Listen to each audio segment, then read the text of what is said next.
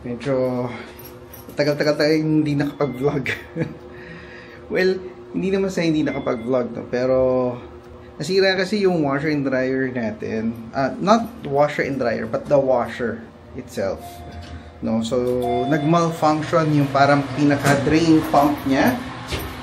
And so, in the past 2 days, hindi tayo nakakapag-vlog dahil we're busy trying to learn and replace yung problematic part, no?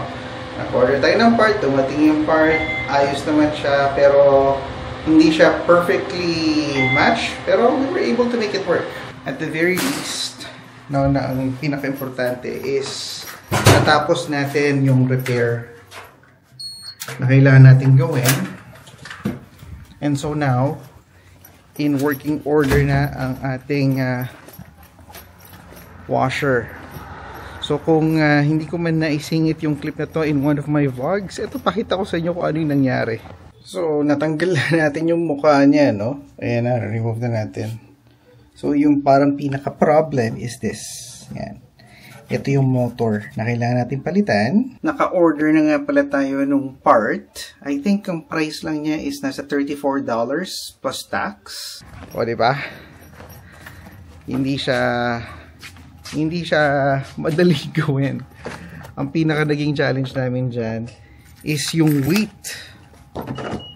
Napakabigat nung washer natin. It's Friday today. And mamaya may sports day si Clark. Kaya nga tayo ay abala. Punong abala. Kasi mag-a-attend tayo mamaya ng sports day ni Clark. Kaso, ang problem natin, medyo hindi ganun kagandahan ang pakiramdam ni Clark today. Hindi ko alam dahil kahapon from 20, 21 na heat, lumamig bigla. Akalain mo nag-18 degrees ang temperatura sa labas. So, although nagbiro namang jacket si Clark, pero nanunuot yung lamig niya sa balat eh. So maybe that's the reason kung bakit ngayon medyo sinisipon siya at hindi ganun kagandahan ang kanyang pakiramdam. Pero other than that, sabi niya kaya niya pa rin naman daw pumunta sa kanyang what do you call this, sports fest. Sabi niya nga gusto niya sumama yung kuya niya sa kanya. Sabay daw silang maglakad. Meron na siyang mga ganong moment. Gusto niya sumabay sa kuya niya. Sabi na naman ako sa boss ko that I'll be heading out around mga 9:30 ng umaga. And I'll be back, you know, before lunch or after lunch. So yun na nga ang ating gagawin. Later, pipick up din tayo ng dinner natin. Hopefully hindi natin makalimutan. Nag-order na si Joyce kagabi ng food para sa dinner namin mamayang gabi. So I'm looking forward to it. Dahil nga, as you know, no, mamayang gabi yung tapos nung actual fasting natin. Well, in reality, mas maaga pa doon dahil come lunchtime, i-break ko na yung fast ko by eating soup. No, magsusoup tayo para hindi biglang mag-spike yung insulin natin sa katawan. Kasi hindi din pala maganda yun kasi masya-shock daw yung system mo. So, i-break natin siya by eating soup, no? And then, para handa na tayo sa dinner natin ng gabi for actually solid food. Medyo na-late nga tayo sa pagpasok natin today, no? 8:22 na in the morning. Hindi ko alam bakit biglang bumilis ang takbo ng oras. At ngayon nga, eto na tayo. Kailangan nating magpaypay ng ating ID. O, diba? Iba talaga pagka naka-lanyard ka. May benefits. Ang ganda kasi pag Friday, hindi tayo nagkukumahog sa paghahanap ng parking. Medyo madami yung parking space. O, diba? Ang daming pwedeng pagpilian sa row. Kasi yung iba nga nag-work from home. So, hindi tayo puno on a Friday. Sa Monday nga, mag-compress day tayo. Ma-maximize natin yung araw na yun para makapag-upload lang ng upload. Anyway, tuloy lang natin yung kwentuhan natin mamaya. Siguro pagka nandun na tayo sa sports day para mapakita ko sa inyo kung ano yung ginagawa natin. And syempre, all out support tayo sa anak natin sa mga ganyang klaseng activity. Na tayo sa ano ba to? Sports day ni Clark. Ayan. Dito na tayo sa school.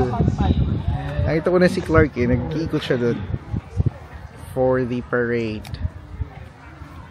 Ayan. Kasama din natin si Joy. Siyempre, all out support ang mga magulang. Pati ang lolo and ang lola. Ayun. No? Ayan o. Ang dami nang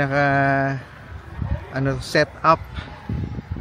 Naka-set up per station. Ang laki. Ayan o, hanggang dun.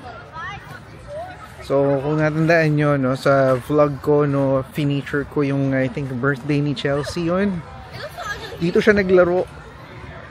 So, i-make sure natin na yung mga gantong moments, hindi natin nakakalimutan, no, at talagang pag-uukulan natin ng oras at panahon. Siyempre, hindi na tayo dapat mawawala sa mga ganyan, diba? Ayun, sila Mommy at Daddy. Support din kay Clark.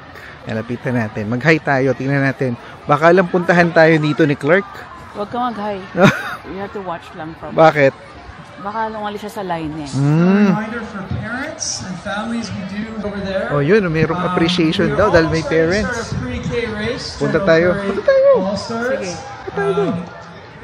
We have selected and and scouted 2 of the finest si Allen athletes you have ever seen. Our early learning program is actually closed today because the teacher's away. So we have 2 brave. We really need your help. Because you know when you're standing up in front of people and running and performing, it can be very nerve-wracking. Especially those of you that did the bike race.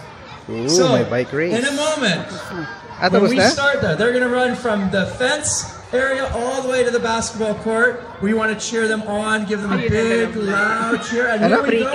We haven't coming in last minute, so watch out. Ayan, may free pin. Pwede ka kumuha. Tapos may snacks din doon. Kuha natin sila Mommy at Daddy. Ano kayang gusto ni Mommy? Or ni Daddy? Na drinks? Bubbly mango? Yeah. And ano isa? Just water? Sparkling water? Oh, sige. Oh, yan. Then kuha din tayo ng brownie. At saka parang otap yan, no? Parang otap. Oh, diba? Eh, yung brownie. Isa lang? Dalawa? Ayaw nila natin Okay.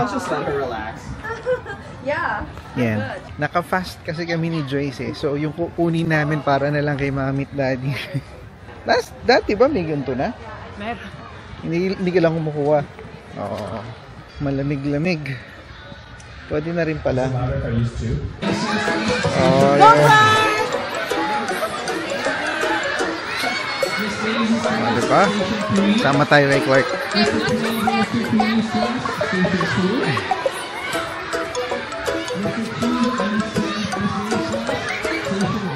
Yay! Yan, Station B daw yung una. That's it.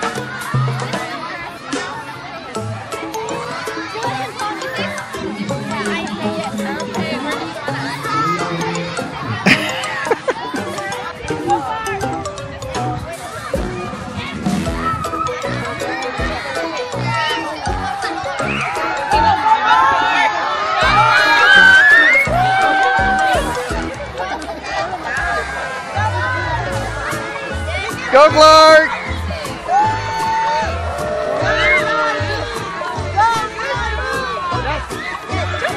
Jump!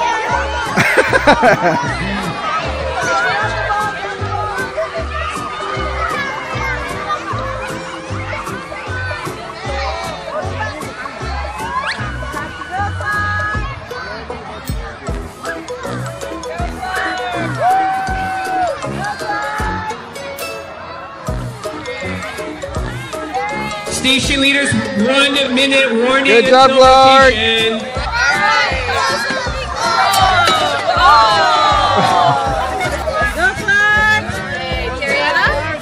Hit it! Oh!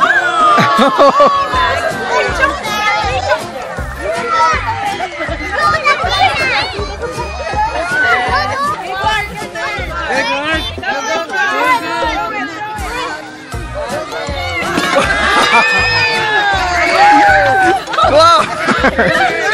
They're too close!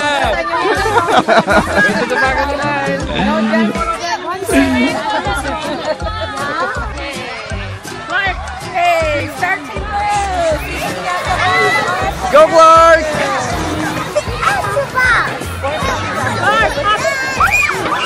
Up! There! More!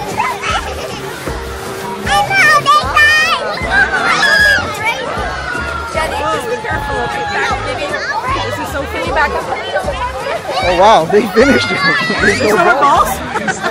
They're good at this. So, nandito na tayo sa Station F. Nakakailan station na ba tayo? Anyway, frisbee throwing. Ayan.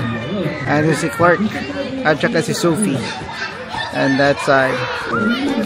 Go, Sophie!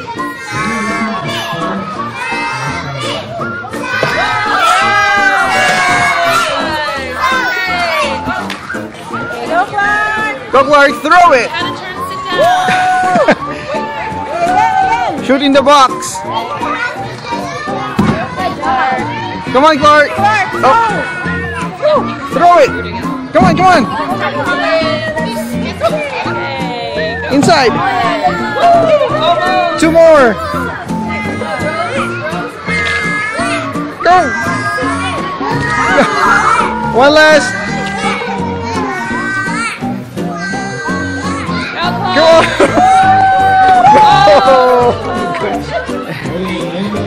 Hindi namin naturuan si Clark kung paano magtapon ng frisbee. O at least alam na namin kung ano next na tuturo namin kay Clark. Tsaka tumalon. Tsaka tumalon talon. Okay, uwi na. Ako, may alarm nga pala ako ng 5 in the afternoon. Dahil pipick up tayo ng ating dinner. Buti na lang nalaman natin tong restaurant na to na masarap sila gumawa ng wings. Nung nag-picnic kasi kami, yun yung parang sinerve namin, yung parang contribution namin dun sa potluck. Masarap siya. Knowing na ako mahilig tayo sa garlic, talagang nagustuhan natin yung lasa at saka yung timpla nung kanilang chicken wings. Kaya today, no, yun ang ating in-order para sa ating dinner. O yan na, nag-alarm na tayo. And then, umorder din tayo ng sweet and sour fish. Ano pa bang in-order natin? At saka string beans para meron tayong gulay. So, ako excited ako kasi unang protein natin yan eh na makakain after our fasting. So, excited na. Kanina tumawag, ay hindi naman tumawag pero nag-message sa akin si Joyce. Medyo nagki-crave daw sila ng chips. Kasi yung tita namin, si Tita June, gumawa ata siya ng dip. So, bibili din tayo mamaya. Sana no. Wala kasi ditong available eh. Pero dadaan tayo siguro sa Save On para makakuha tayo ng dip. Para makakuha tayo ng chips para sa dip. Ano ba yan? Bukas nga pala, hindi ko alam kung makakapag-vlog pa tayo, no? Pero tomorrow kasi pupunta tayo sa place ng isa sa mga naging kaibigan natin dito sa Vancouver dahil nag-birthday siya, no? And meron lang konting salo-salo for those who are close by. And we'll see, no? Makikita natin kasi bagong lipat din siya doon sa kanyang lugar eh. Makikita din natin siguro yung kanyang unit na nilipatan, di ba? iba talaga tong ano na to eh, itong kakilala natin to eh. Sosyalin, kumbaga, high-end, no? So, yeah, we'll see. Really looking forward to the weekend. Hindi ko alam, pero parang napagod ako. Is it because alam mo, inukol natin yung I think 2 araw. Yeah, exactly 2 araw sa pagkukumpuni ng ating washing machine. And good enough na lang, no, na may mga nakatulong tayo sa pagbubuhat para maayos natin, matanggal natin yung dryer, maayos natin at maibalik natin sa original na kinalalagyan nito. So itong restaurant nito, katabi lang to ng paborito din nating restaurant or store. Ito ang tinatawag na tindahan. Magpa-park tayo dito and then order tayo ng pagkain. Sayang wala ditong chips eh. Okay, hingin muna lang dito sa likod. Okay, and then daan tayo sa tindahan. Tingin tayo dito kung meron tayo makikita. Ito, Mang Juan chips. Hello. Oh yeah, may cardio pa. Tsaka turon. Bayad na tayo. Tara lang muna siguro. Butterscotch. So tapos na tayo sa tindahan. Doon naman tayo bumili ng pumikap ng pagkain dito sa isa pang restaurant. Well, actually may parking pala dito. Lipat natin yung sasakyan natin para malapit. Tingnan natin kung saan to magpa-park. Mahirap kasi umalis doon ta. Hindi tayo makakuha ng parking. Makakuha tayo ng parking. Pick up na tayo ng pagkain. Ito bali yung restaurant. Muy Garden. For pick up? Under Joyce? Joyce? Joyce. Is it coin or on something? Sorry? No, she ordered online. Joyce. Yes, 2 dishes and fried chicken wings. Okay. Thank you. Nakuha tayo itong pagkain.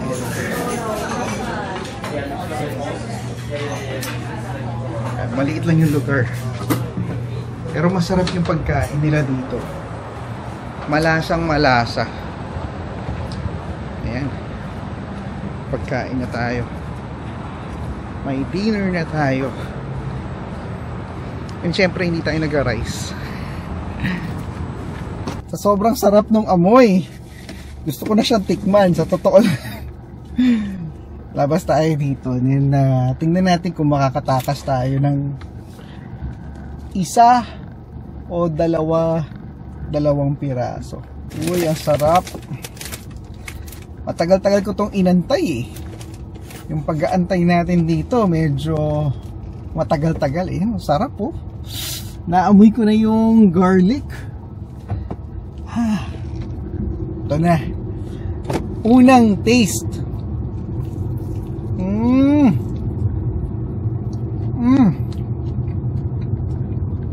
Sobrang sarap. Para ka bang nakapaupo sa ulap. Ganun kasarap.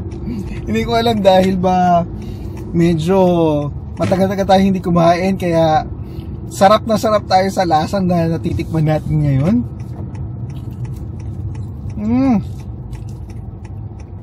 Sobrang sarap. Ang sarap man. Hindi ko ma-explain. Pero para hindi ko kayo mainggit masyado, no? Tapusin ko muna tong kinakain natin. And then tuloy natin yung vlog natin pag nasa save on na tayo. Nakakain tayo ng 2 wings. Masarap kasi talaga. Ewan ko, basta yun yung tipo ko talagang lasa at saka flavor. Yung wings doon sa Muy Garden. Tapon tayo ng basura dito. May tumatawag. Sa atin ba yun? Nope. So, bili tayo daw ng plain chips. Ay, bili natin lace. Get the special pasta if you like. Well, let's look at, you know, how let's just get plain chips. Plain. Ano kayang plain ang gusto nila? Lace, yellow. Wow, that's $6. My God. Siguro Tostitos. Or mayroong $7. $7. Multigrain. Ito. Kuha tayo ng zesty cheddar. And what else? Wala pa sila ditong generic na brand eh. Grabe, pag bumili ka ng dalawang bag of chips, it's $10. Oh, meron pala ditong kebasa. Ducorn Thin Crisp. I guess this is good. Ito lang kunin natin. Let's pay for it. Dalawang chips. $4.99 bawat isa. $10 plus tax. 11, 12. Ang natin bayaran. Medyo madami tayong dala. Buti na lang, lagi tayong handa. Meron tayong bag na pwede natin gamitin. Ganyan. Pati si Joyce din ang ginagawa. Merong bag siya na nakahanda parate. We are ready to go home and to enjoy our food. Talagang ano no, simple joys of life. Yung ganyan na ma-appreciate mo na, uy, kakain ka na. So, ito pala yung update ko. Merong offer, currently yung internet namin, it's with Shaw Rogers, diba? Shaw Rogers. Ang plan namin is $60 for, how much is it? $60 for 300 Mbps unlimited data. Yan ang current plan namin. Sabi ko nga, I think in one of my previous vlogs, na doon na kami for renewal. Yung $60, ang new rate na niya, ha, new rate is $111 and change. So sabi ko, madami akong ginawa, no? Nag-check ako ng mga promos, nag-check ako ng ibang services. I even went to the stores, no, para to get some deals for our account. Ito pala yung tip. If in case pala pupunta kayo and naninirahan kayo dito sa Canada, I'm pretty sure dito lang sa Canada yan applicable. In order for you to check your account in store, kailangan mo palang mag-present ng government issued ID. Hindi ko alam na kailangan mo mag-present ng ID kasi if you can provide normally, ha, yung basic information mo, like yung address mo, yung security code mo, kapareho ng ginagawa namin via phone, pwede mong ma-access. Ngayon ko lang nalaman na in-store pala, hindi nila pwedeng gawin yon. At kailangan mong mag-present talaga na legit government issued ID or passport, no, yung PR card mo or anything to that effect, license, etc. etc. So hindi ako nakakuha ng deal. Medyo sumama yung loob ko kasi hindi naman nakalagay yun sa website or even sa phone call pag tumawag ka. Ang sabi nila is just go there and then ask for the deal. Yun yung parang sinasabi nila. Pero walang naka-indicate to na when you go there, you need to present your ID. Ang alam ko kasi, you only present your ID if you're gonna sign up doon sa plan. Ito naman kasi, I'm inquiring about my existing account to see kung ano yung mga available plans. Ayaw nila. Pinakita ko yung, eto, I know yung tipong government, yung government issued ID, I know the concept. Pero, since hindi ko nga dala siya, pinakita ko naman yung company ID which is issued din ng government, 'di ba? In the sense, para lang ma-prove nila, oh, this is my photo, this is my name, kasi nandun naman yun eh. Sabi ko, I'm willing to provide you with security questions. I can answer the security question doon sa account para lang ma-validate, hindi daw sila pwede. So, one tip lang, no, if in case balak nyo mag-renew ng mga plans nyo in store, make sure to bring your government issued ID kasi hindi pala nila ina-accept yung pag-claim mo dun sa account unless meron kang ipo-provide na actual ID. Anyway, nandito na tayo sa bahay. Aakit na nga tayo. Medyo madami-dami lang ang ating bit-bit, no? Meron tayong pagkain, may tray tayo, at saka merong shopping bag. So, setup natin. Ayan. Medyo madami-dami tayong dadalhin eh. Meron tayong office bag, shopping bag, tray, at saka yung bag nung pagkain. Sabi nga nila, work smarter, not harder. Alright. Siguro mamaya na lang muna tayo mag-vlog para mabitbit ko tong mga dala ko ng maayos. City of mine, how I love the city of mine. It never gets me down. City of mine.